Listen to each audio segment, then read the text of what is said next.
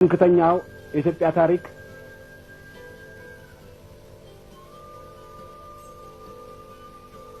የተጠበቀው እንክብካቤ የተደረገለት በአማራ ብቻ ነው ብሎ ነው የሚያስቀምጠው።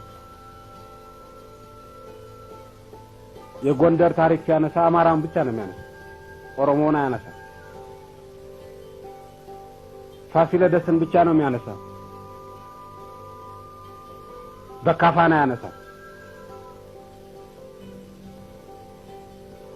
ምናልባት በካፋ ኦሮምኛ ተናጋሪ ነበር ተብሎ ስለሚገለጽ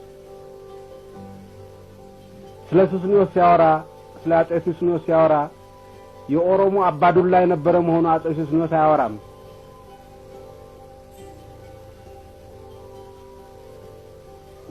የመጫን ኦሮሞዎች መርቶ ጅማን የተቆጣጠረው ሱስንዮስ መሆኑን አይናገርም።